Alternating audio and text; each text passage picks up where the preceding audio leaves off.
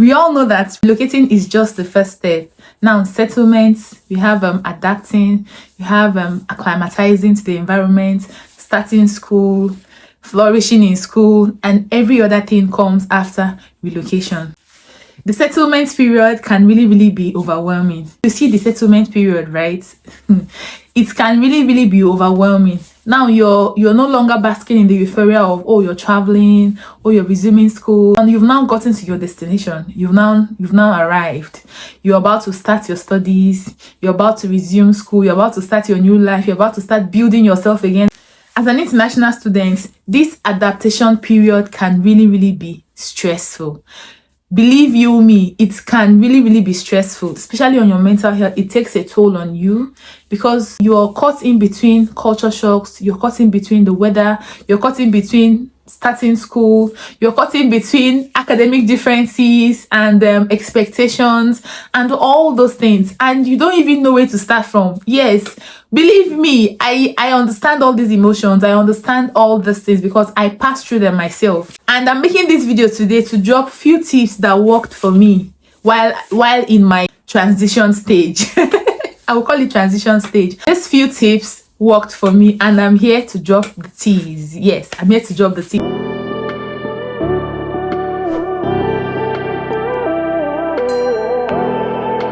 Hi family, my name is IJ. If you're seeing this face for the first time or you're just tuning into my channel for the first time, please do well to click the subscribe button and join the family. Yes, don't forget to click the subscribe button. You're definitely going to gain value on this particular channel.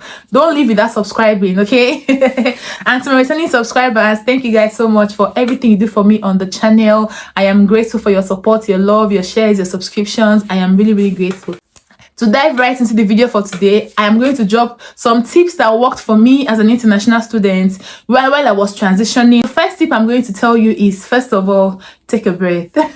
Catch a breath, okay? Just take a minute to take in the experience. We're overwhelmed with the moving, the relocation, the travel, the settlements, looking for an apartment, looking for how you'll find your way to your school. Yes, that's another challenge. You see that period where you're looking for how you're going to go from point A to point B, right? How you're going to make sure that you get from your home to school and back without getting lost. That period there, it is that period. Trust me, I can confidently relate because I got lost so many times. I was trying to locate my school, and I was trying to locate the nearest bus stop and all that. But then again, please take a pause and catch your breath, okay? Just taking all the experience, taking the new environment, relax so that you can think well, okay? So that you can think well, because when you relax and catch your breath, at least you get to have you're going to have a mental stability. When you've taken that time and taken a pause to catch your breath, I'll say the next tip on the agenda, or the next tip on the list, is for you to make sure you always ask questions. Yes, don't be afraid to ask questions, or don't be ashamed to ask questions. I know that some people are not really comfortable or are not really conversant with depending on people or asking questions, or you don't want to be seen as though you don't know where you're going to. But you see that first few weeks and the first month, you're going to need to ask a whole lot of questions, okay? So if you don't ask questions, trust me, number one, you're going to get lost. Make sure that you know how to use your Google Map. Use your Google Map. Be very conversant with your Google Map, because Google Map is going to be your 5 and 6. It's going to be your best buddy in this country. See, Google Map, it is going to be your best buddy. From experience, it is my best buddy even till now. And make sure you set your Google Map very well. Include all the modes of transportation. Include all the modes of transportation in your Google Map. Include bus, include trains, include bicycle, include walking, so you know where you're going to, and you know the time you're going to spend on your journey to that place, okay? So then again, when you now get to your school, when you locate your school finally, there are so many services available to you too. Yes, because you know where you're coming from your home country is not the same. The academic system is not the same as it is here in the UK. It's not the same. There's a difference in referencing, in citation, there's a difference, and all that. like the UK, my school used the Harvard referencing style. So maybe where you're coming from, they might use the APA referencing style or different ones. So always make sure you ask questions. There are student services available to help you, especially when you're looking for a job, when you want to draft your CV, when you want to go for an interview. They are there in school to be of service to you. So please, when you go to your school, ask questions. They also have mental health services too that are available to you. It gets really overwhelming. It's the whole process can be really, really overwhelming. You know, you're just new in the country, you're just fresh in the country, and you're trying to get the job, you're trying to balance your studies, you're trying to do your assessment. Because trust me, the minute you go to school, like for example, myself, I resumed my school on the 25th of September 2023, and that same day I got an assessment.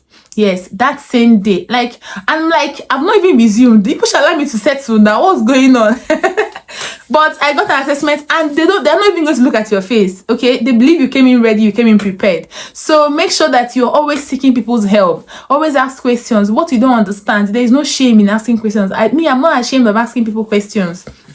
Okay, I'm not ashamed. What I don't understand, I will ask somebody, do you understand this thing? Please, how do you explain it? How did you arrive at this point? What did you do to get here? I don't mind. I ask questions, and it has helped me a lot. Okay, so always open your mouth and ask questions. When you don't understand, you can ask your lecturer. You can always send an email and all that. They are there to help you. They are there to support you. Okay.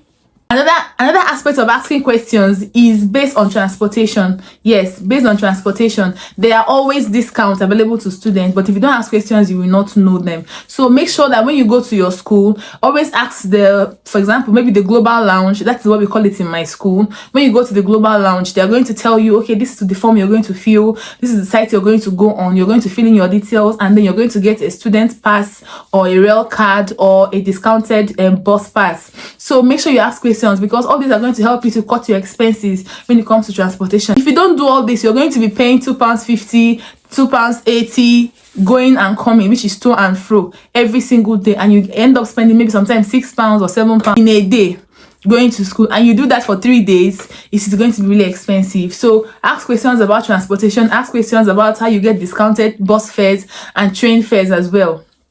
All right, now another tip I'm going to tell you is don't skip classes. As much as you can, don't skip classes. So a few months ago, I was in school, and I heard that UKVI sent some delegates to come and take attendance in the department. I kid you not. I was as shocked as you are right now. Yes, I kid you not. Like, UKVI sent delegates to come and take attendance in a class. Okay, not my class though, but it happened in my school. So, and I'm like, okay, what if people didn't come? And that day it really rained. It rained from morning till evening that day. And you know that normally when it rains, people want to sleep in, they want to like take the day off and rest and all that. But they came into school to take attendance. I don't know what they use the attendance for, but it is going to be really, really bad if it's not going to be a good thing if you were not in school that day and they took attendance. Always try to come to, make sure that you're always in school. Take attendance as well. If you cannot go to school, make sure you tell your module leader that there's a reason why you can't go to school or you can't come into lectures today, and these are the reasons, in case they will need to defend you somewhere in the future. Okay, and let it be that you've already given them a reason why you're not coming into school that day. Okay, another thing is always try to manage your time properly. I am a victim of poor time management. See, you know, I relocated to the UK with my family, and I have 2 kids, right? So whenever I have an assessment, then when I was actively going to school, whenever I have an assessment, I'm going to say, I'll do it later. I'll do it later. I'll do it later. And then it keeps piling up. It keeps piling up. And then when I have just 1 week to go, you see me rushing. You see me running around trying to sort everything out, trying to carry everything on my head. And then I tend to break down, because I'm going to deprive myself sleep. I'm going to deprive myself rest. I'm going to try to do everything I'm supposed to do in the space of 1 month. I'm going to fix all of them in 1 week. And I get so tired, I get overwhelmed, and that is a very, very wrong approach to schoolwork. Okay, so please don't be like IJ. Always don't be like IJ. Okay, so make sure you manage your time properly. If you have an assessment, try to do it on time. Start it on time. Start it immediately. It's going to help you. The earlier you finish an assessment, and maybe even if you don't submit it yet, but you know you're done with that assessment, the better for you.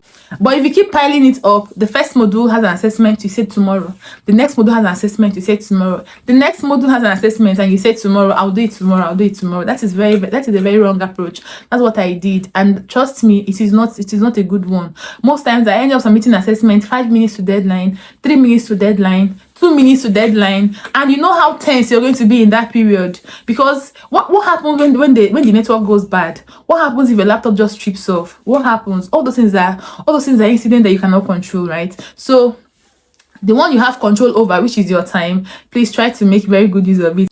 Now, the next tip I'm going to tell you that has worked for me, really, really well as an international student, is interactions, relationships, creating relationships, making friends, and not just with my African brothers, or not just with people from my own country or from my continent or from my race. No, you know that most times we are always used to having familiar faces around us, even if you don't know these people. If you see a black person outside, as a black person, if I see a black person outside, I'm always prone to want to talk to them, or want to greet them, or want to engage in conversations with them. It is normal, it is natural instinct, because those are familiar faces, okay? But then again, you can't just build a box and box yourself in and say you can only be friends with Africans, or you can only be friends with Asians because you're an Asian. That is a very wrong approach, because most times these people you don't want to talk to, or you don't feel comfortable talking with, might have updates that you will need in the future. So I would say be open to relationships, be open. I'm not saying go and put yourself in people's faces and force down relationships. No, I'm saying always have an open mind. When the opportunity comes for you to create relationships, try as much as possible to do so. This is why I'm going to draw the curtain on this video today with these few tips of mine. I hope I've been able to convince you. Please do well to click the subscribe button, like this video, share this video, and drop your comments for me as well. Whatever tip has worked for you, or you feel is going to work for another person, please feel free to drop for me in the comment section. Other people are going to be reading your comments. I'm going to be reading your comments as well. I'm going to also respond to your comments. Okay, thank you guys so much for watching to this point. Thank you so much. I appreciate you all so much. I'm going to see you all in my next video. Bye.